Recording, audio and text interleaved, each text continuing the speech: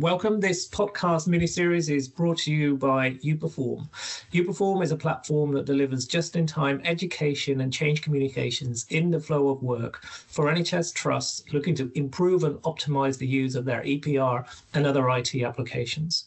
uPerform enables organizations to quickly create content and deliver it to users based on their role directly in their EPR workflow, helping to scale learning opportunities, improve user satisfaction, and drive proficiency.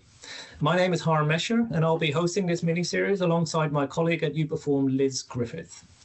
We are joined today by Andy Kinnear, a former CIO with 30 years of experience shaping IT policy and strategy in the NHS, and David Kwo, who brings over 35 years of experience in healthcare, spanning Singapore, the US, and the UK, where he led EPR deployments at Cambridge University Hospitals, University College London Hospitals, and several other NHS Foundation trusts.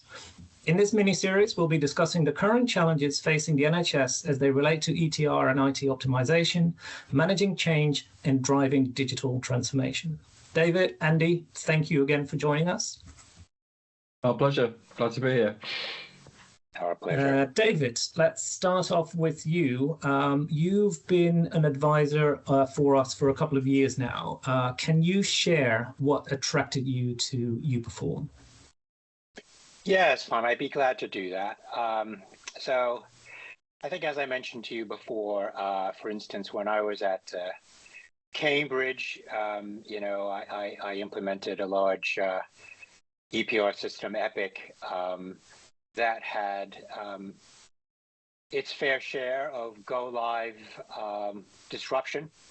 In that case, we had specific problems, now kind of legendary in Epic quarters, with specimen label printers, and it caused huge disruption. But the connection to uPerform is that, at the time, kind of nobody, for a period, nobody knew quite what was going on. And so we could have really used uPerform's change communication functionality, which can target specific users, or in this case, users of specimen label printers. We could have targeted at Cambridge to advise them on what to do. And that would have saved a whole lot of stress. It would have saved a lot of time getting back to stabilization. So that's just one example. Another one would be at UCLH a few years later in 2019. So here, this was a big trust, six separate hospitals in one geographical region. And I recall we had over, in the first week of Go Live with Epic, we had over 2,000 help desk calls a day, which is kind of normal, but it's still very disruptive, as I'm sure everyone will understand. And in fact, I had a look back on the kind of calls that we were getting, to the help desk. So we had calls from, EPR users like, how do I scan a paper document into Epic? That was high priority. How do I find the GP practice number in Epic? That was high priority. How do I view past clinic letters? How do I create a PDF to upload? So these were, these are normal kind of, issues that users, naturally will forget how to do. But they had to either find a floor walker or a super user, or at the last resort, phone the help desk. And that all wastes time, and you can't always get a floor walker. So again, if we had, I keep thinking, if we had uPerform at UCLH for the Epic Go Live, it would have saved a lot of clinical users' time. It would have saved help desk staff time, and it would have sped up the time to stabilization. So that's, those are two, I would give those as two examples of what attracted me to uPerform, because, as you said, in system real-time training,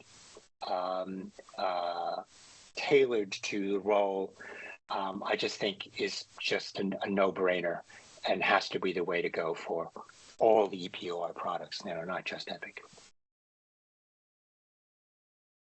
those are excellent examples, David. I especially love the concept of understanding that training can actually help reduce your support desk needs, and we've seen that across multiple clients. And so, you're not off base at all thinking that would have been helpful to you.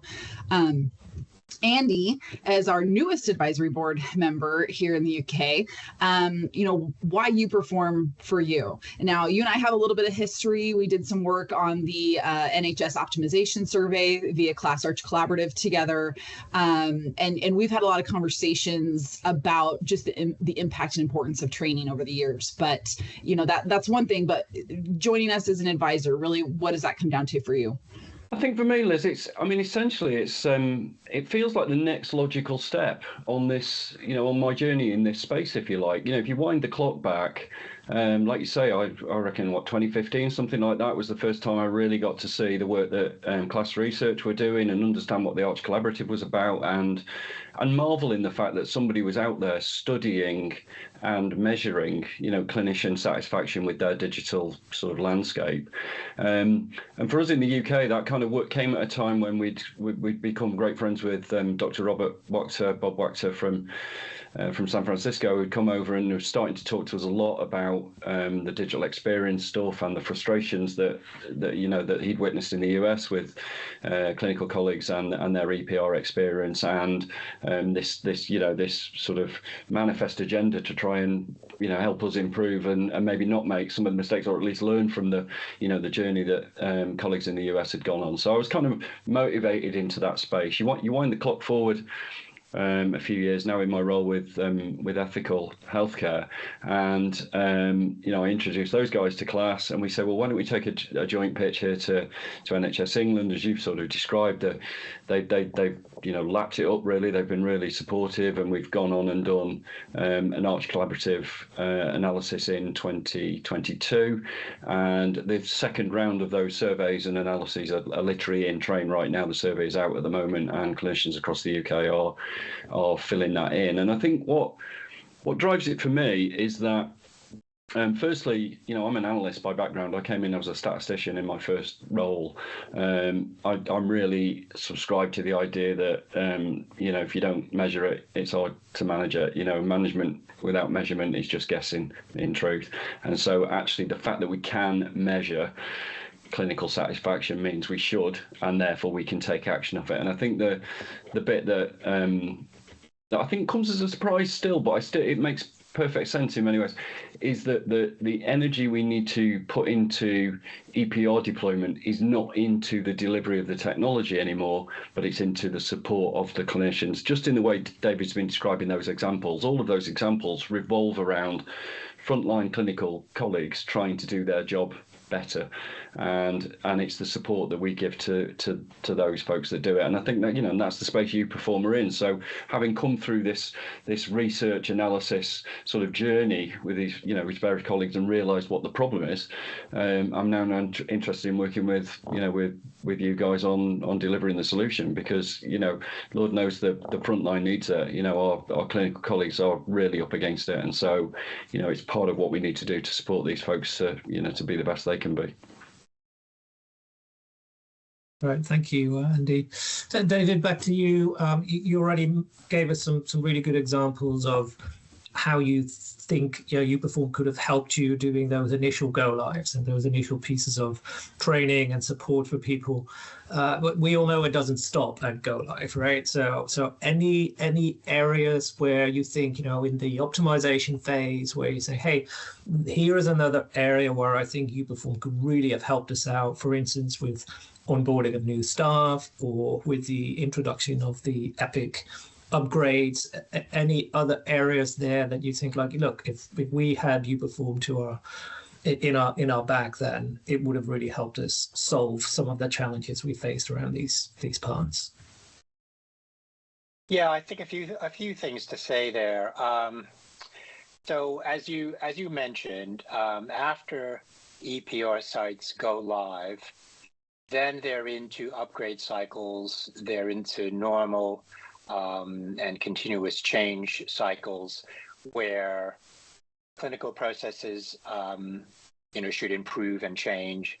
and therefore they need to change the way they use the system. And again, with upgrades, where there are functional changes that uPerform can, give specific advice on and give real-time training on in terms of changes to specific modules. But then, as is the case all over the world, there are regular waves of staff being onboarded. So nurses come on board all the time. Related to education cycles, junior doctors come on board in the UK every 6 months. And so with new waves of staff coming on board, there's a need for them to train efficiently on their EPR system like Epic.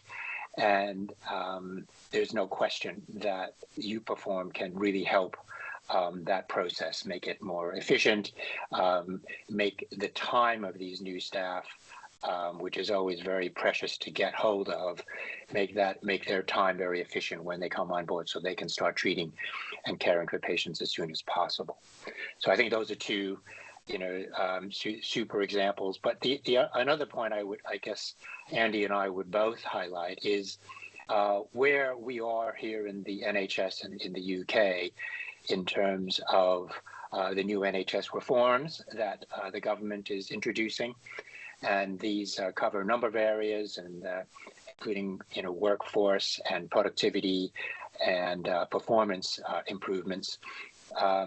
And I think we see great opportunity for applying uPerform as not just a great training tool, but as what we're now calling a kind of workflow acceleration tool, because all of these workflows to improve performance in the NHS, which is normally focused on improving waiting times, improving patient throughput, improving bed capacity, and reduce waiting times in the ED departments. All of these processes and performance targeted areas rely on using the EPR system efficiently and effectively. And therefore, any of the processes upon which these targets depend, assessing patients, referring patients, prescribing, booking, documenting, communicating, all of these processes supported by the EPR are very amenable to being better enabled and facilitated and accelerated by uPerform. I think that's, I mean, I'll just add, David, I think that's dead right. And it's, you'd be far too modest to say this, but I don't think it's any surprise to hear somebody like you saying that, you've come out of that UCL stable. It's one of the most advanced hospitals in the country, and it's got a serious track record for innovative thinking that keeps it, ahead of the pack. It's no surprise, uPerform's first UK customer is at Cambridge, because Adam Brooks, got similarly a really sort of strong reputation for leadership and things like that. I guess what I'm excited about with this is the scale of the opportunity that this offers, because we're talking about two big advanced teaching hospitals there, but the truth of it is that there's 124 acute trusts operating across England. They're looking after 220 hospitals.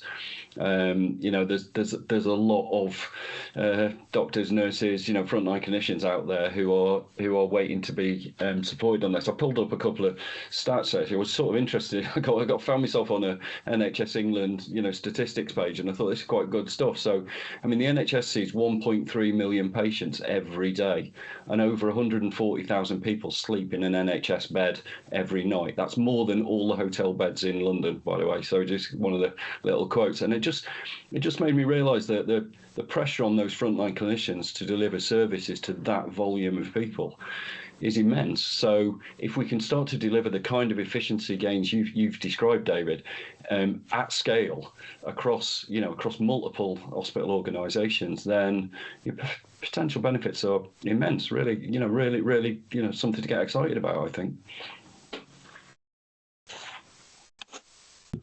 All right. So Andy, David, thank you both for sharing your journey thus far. You've both been instrumental in introducing digital solutions to the NHS and helping drive that change. It feels very kismet that our paths have crossed and that you're now able to help us as we continue to drive that change and strive for EBR optimization as well. So for uPerform, delivering software is only half the battle. It's really imperative that we understand the unique challenges our healthcare customers are facing. And we know we need to do things here in the UK a little bit differently than how we do things with our US customers. So tailor our software and most importantly, our strategy to the challenges facing the NHS. We'll dive deeper into this later on in this mini-series as we unpack the Darzi report, what it means for the NHS, and how we can develop solutions that improve healthcare for patients and clinicians alike.